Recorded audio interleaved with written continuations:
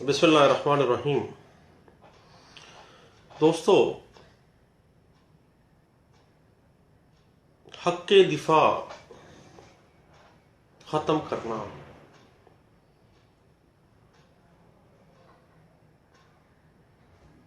जब plaintiff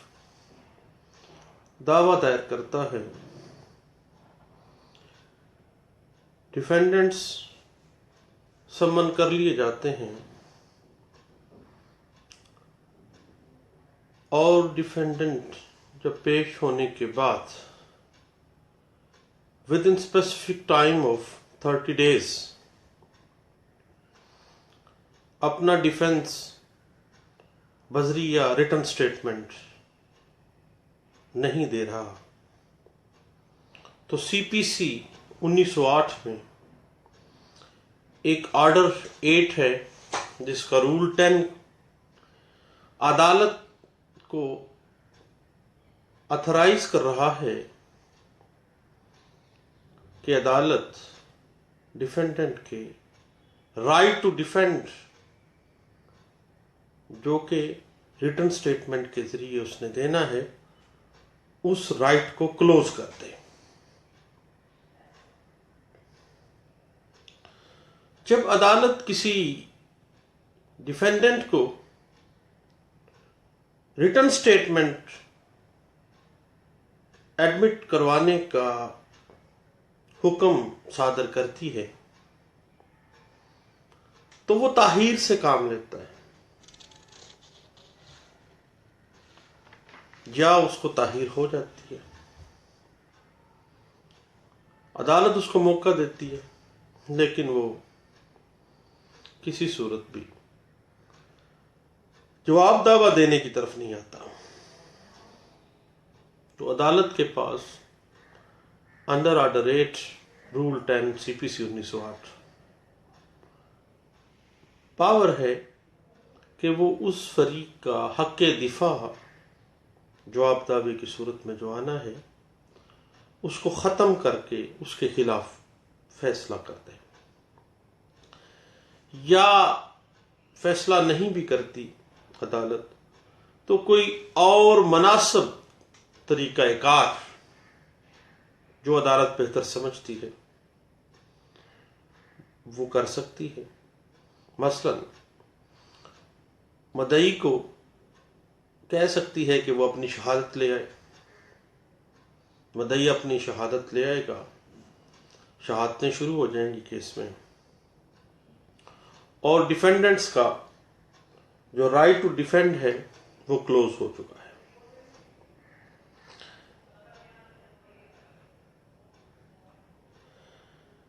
order 8 rule 10 CPC 1908 बुनियादी तौर पर उस वक्त अप्लाई होगी जब अदालत रिटन स्टेटमेंट का ऑर्डर करेगी कि written statement within 30 days या विद इन इतने टाइम में आप ले आए, और जब अदालत के महसूस करे कि डिफेंडेंट जानबूझकर या किसी हीले बहाने के साथ जवाब दावा से अवॉइड कर रहा है और अदालत को जवाब दावे की ज़रूरत है प्रोसीडिंग्स को आगे बढ़ाने के लिए, तो अदालत के पास इख्तियार है, सिविल कोर्ट के पास, कि वो ऑर्डर 8 रूल 10 को अप्लाई करे, डिफेंडेंट का जो राइट ऑफ रिटन स्टेटमेंट है उसको क्लोज कर दे। जब भी अदालत रिटन स्टेटमेंट के राइट को क्लोज करने का ऑर्डर एक रूटीन मैटर में कर देती है तो ये कोई मुनासिब बात नहीं है, क्योंकि कानून कहता है कि आखिरी हद तक देखा जाए, डिफेंडेंट को मौका दिया जाए कि वो अपना दिफा कर सके, उसके हक के दिफा को ख़त्म जल्दी ना किया जाए, मैकेनिकल तरीके से उसको डील ना किया जाए, जुडिशियल माइंड इस्तेमाल किया जाए। मौके के ऊपर भी मौका दिया जाए, आखिरी हद पे जाके देन ऑर्डर 8 रूल 10 अप्लाई किया जाए और उसका हक दिफा ख़त्म किया जाए। क्योंकि आखिरी हद पे जाके सिविल कोर्ट के पास ये मामला होता है कि इनका डिफेंडेंट का जो रिटन स्टेटमेंट का हक इसलिए ख़त्म किया गया है क्योंकि ये रिटन स्टेटमेंट अदालत के अंदर जमा करवाने से अवॉइड कर रहे हैं और अदालत को रिटन स्टेटमेंट की ज़रूरत इस सिविल प्रोसीडिंग को आगे बढ़ाने के लिए लाजमी है।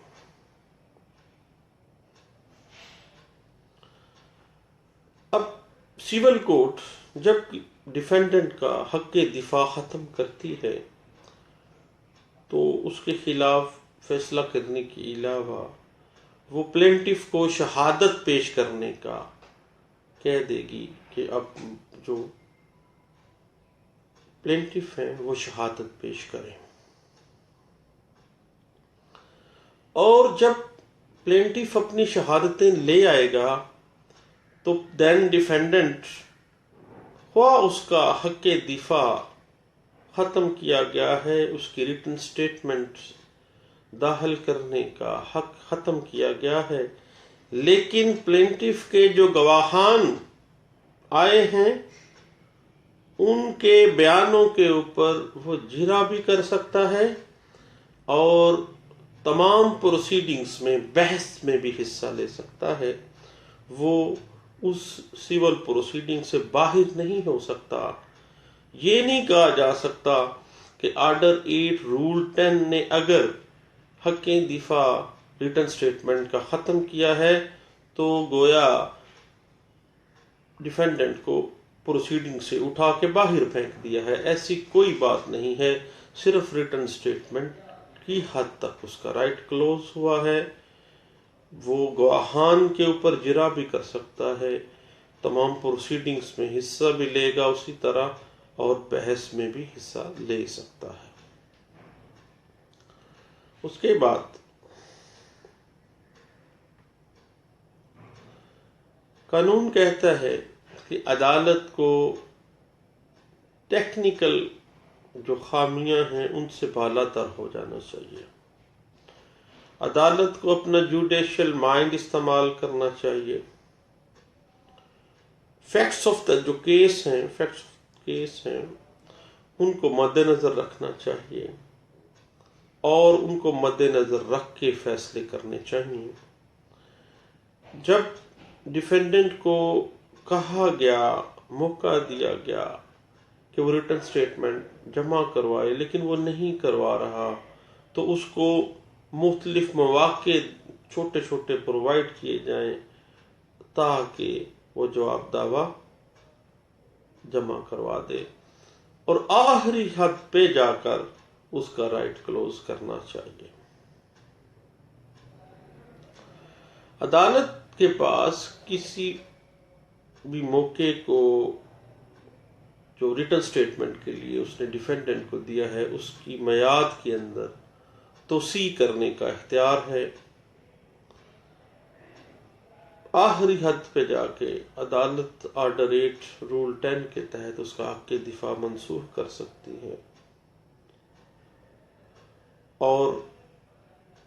सिविल सूट को बगैर किसी सबूत के, बगैर किसी शहादत के डिग्री भी सादर कर सकती है, क्योंकि ये अदालत का डिस्क्रिशनरी पावर उसके पास है। लेकिन कानून कहता है कि उसको जुडिशियल माइंड इस्तेमाल करना चाहिए, टेक्निकलिटीज से ऊपर हो जाना चाहिए, टेक्निकलिटीज से बालातर हो के उसको तमाम काम करने चाहिए। हक दिफा ख्वाह ख़त्म किया है लेकिन प्रोसीडिंग्स में मैकेनिकल तरीके से जल्दबाजी का मुजाहरा ना करें। और जब जवाब दावा जमा करवाने की डेट आती है वहाँ पर सिविल जज साहब जो थे वो अगर छुट्टी पे हैं तो रीडर जो है आइंदा तारीख एक्सटेंड कर सकता है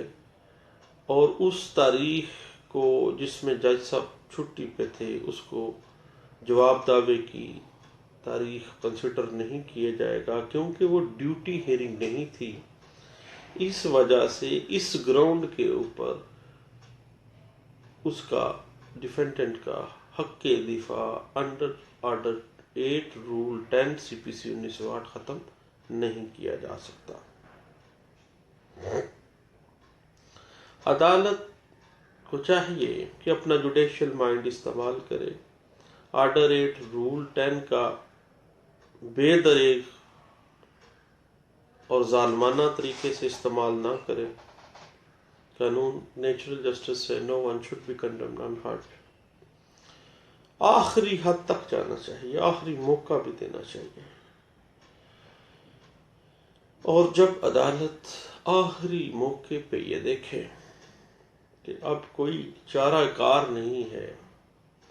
कोई ऐसा तरीक़ाकार सामने नहीं आ रहा जो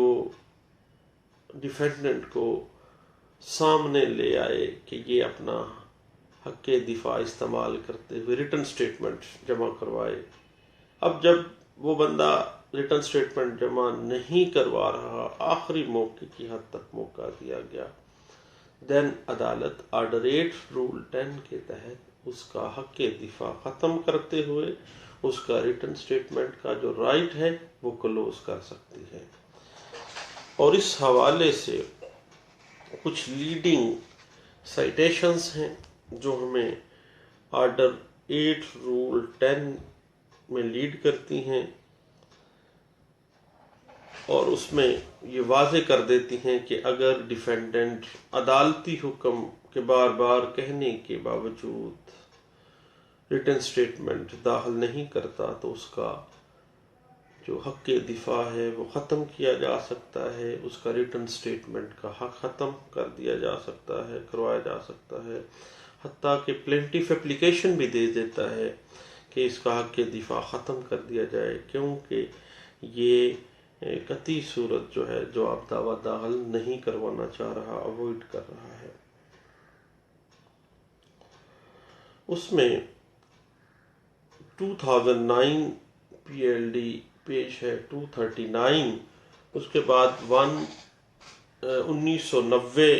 CLC पेज है 1362, PLJ 1989 लाहौर हाई कोर्ट का फैसला है, पेज है 613, और 1990 CLC पेज है 1078, और 1982 PLD लाहौर हाई कोर्ट का फैसला है, पेज है 779, और 2007 CLC पेज है 409, और 1994 CLC पेज है 191। ये चंद एक साइटेशंस हैं जो लीड करती हैं ऑर्डर 8 रूल 10 CPC 1908 की इंटरप्रिटेशन को कि इसको अप्लाई कैसे करना है। अगर प्लेंटिफ ने एप्लीकेशन दी है उसका राइट क्लोज करवाने के लिए, या अदालत ने अपनी डिस्क्रिशनरी पावर इस्तेमाल करते हुए ऑर्डर 8 रूल 10 के तहत उसका हक के दिफा ख़त्म कर दिया, तो देन क्या प्रोसीडिंग, किस तरह से, क्या उसकी इंटरप्रिटेशन है,